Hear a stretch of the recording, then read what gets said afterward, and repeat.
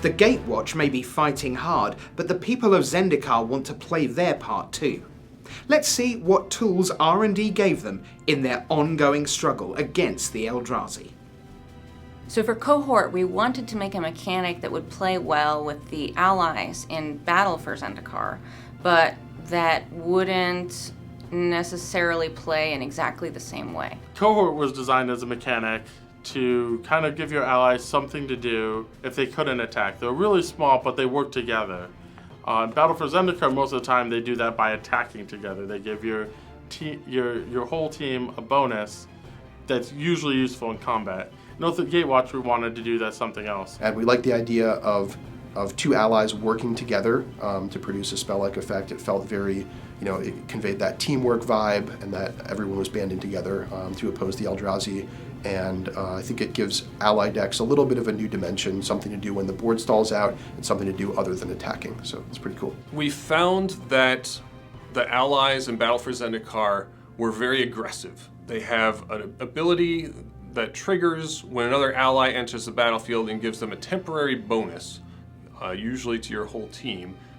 This tends to encourage an aggressive strategy. You have a bonus now, it's your turn. You're not going to just sit there, you're going to use your bonus, you're going to attack a lot. We wanted to sort of shift gears for Oath of the Gatewatch and create some variety in gameplay. And so we really wanted to have a new strategy for the allies, one where they could build up more slowly and build a cool machine where they had all of these possible abilities. And if you can get enough of them together, you can just sit back and wreck your opponent with this ally machine. One of my favorite Cohort cards is the Malakir Soothsayer. You get to tap the Soothsayer and one other ally you control to draw a card and lose one life. Drawing cards is one of my favorite things to do in Magic, and one life, that's no big deal. Support encourages you to go wide with lots of creatures, and it's sort of taking our concept of forming a team all the way down to the lowest level of rarity and to the most basic type of card, the creature card. So all you need to make support work is multiple creatures, and once you have a team together, you can make them more powerful with the support mechanic. Support is another one of the abilities that we put in the set to support multiplayer, so that while Jace and Nissa are teaming up, you can team up with your friend and play 2HG to better effect. So support allows you to put +1/+1 counters on any target creatures, so even if you don't have enough creatures on the board to get the full value of a creature that maybe has like support 3, you could put some counters on your teammates' creatures and get the value in that way. And I think that that's just a really nice, flavorful gameplay synthesis of the story we are trying to tell. And a third way to do teamwork is what if the teamwork isn't in the creatures, but you and the other players? And so we came up with a surge mechanic, and the idea of the surge mechanic is that if I've already played a spell, my next spell is cheaper. But I don't have to play the spell, one of my teammates could play the spell. Surge arose from my love of the storm mechanic. I'm always trying to figure out some way to capture that feeling of casting a flurry of spells all in one turn. And so Surge is sort of my latest attempt at that. One Surge card that I really like is Overwhelming Denial. It counters target spell for 4 mana, or you can play the Surge cost for 2. Playing 2 mana to counter spell is something a lot of us are very familiar with, and we like doing. Surge is probably my favorite mechanic in OG Dub. I am an aggro combo kind of player, so I love just thinking about what's in my hand and building to the board state with blue-red no less, where I just kind of play a card followed by a card, and then my board kind of explodes suddenly. And that is exactly what Surge allows you to do. Jori-En Ruin Diver sort of exemplifies my approach to legendary creatures in an expert level expansion. This is a cool legendary card that plays well with one of the mechanics in the set. So in this case, the Surge mechanic encourages you to cast 2 spells in a turn. That's exactly what Jori-En wants you to do also. Cast 2 spells, I'll give you some more gas for your next turn where you can cast 2 spells, and so on and so on. Jori-En is a character that really speaks to the adventure side of what Zendikar was. before the rise of the Eldrazi, before this threat to the plane. Her skills are those of the kind of the dungeon delver, the ones that will go in and find the treasure, and she's kind of become a jack of all trades by being this kind of world-wise character.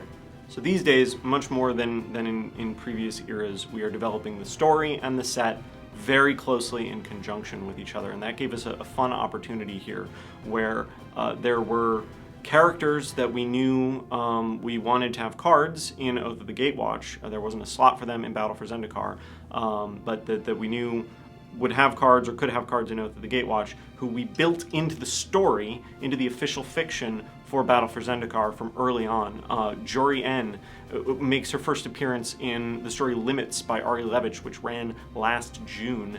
And that, Tazri enters the story soon after. That gives people a chance to get attached to these characters so that we already know that we're making a Tazri card, an Aylee card, a Jory N card. But people start asking us, having read the stories, well, when's Tazri going to get a card? And we just get to smile and say, maybe soon. Tazri is next in line to command the Allied forces underneath Gideon. When Gideon and the other soon-to-be Gatewatch members are actually captured by Ob-Nixilis, it falls to Tazri to kind of keep it all together. General Tazri is a card that I knew we had to make.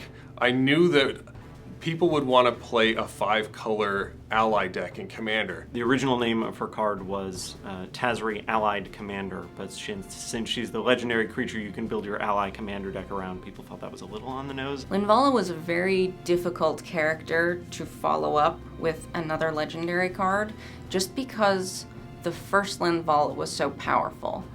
But I do think that this one is just as powerful, if not more powerful, but for a different kind of deck, which I think is a great way to express the same character multiple times. It's important to evaluate cards in sort of two lights. Like, am I ahead in this game? What does this card do if I'm ahead in the game, if I'm kind of winning the game? And then what does this card do if I'm losing the game? And a lot of players don't want to think about what would happen if they were losing the game. It's like, oh, that's never going to happen. But it does happen 50% of the time, I assure you. Aylee, Eternal Pilgrim, is this really interesting character. She is another one who you saw in the Battle for Zendikar fiction, but she's actually from before that. She is a flavor text character from the original Zendikar block. She was a cleric of Kamsa, who is the core wind deity who is based on legends of Emrakul. Before the Eldrazi Titans were released, they were worshipped as gods. The idea of them were worshipped as gods. Aylee and the Eternal Pilgrims continue to do so. And what makes them so dangerous is, to them, like their fanaticism is justified. These gods are walking among them. And to appease the gods, they will take Zendikari and lay them before the Titans' path to be consumed. She is intent on serving her masters, pleasing her masters, and bringing down apocalypse on Zendikar because she believes it is divine will.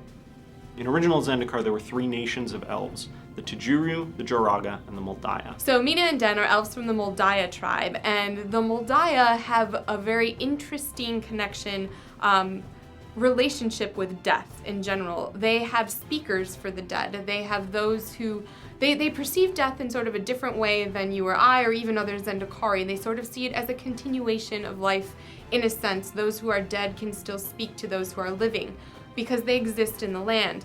However, when the land starts to be destroyed, when the world starts to end, the Moldaya are disconnected from that. And Mina and Den are some of the remaining Moldaya who are reaching out for those voices, for their ancestors, and for what they believe in. Battle for Zendikar has a very heavy landfall theme.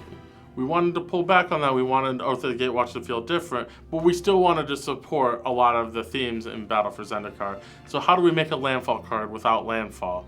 Well, what about you can play an extra land each turn?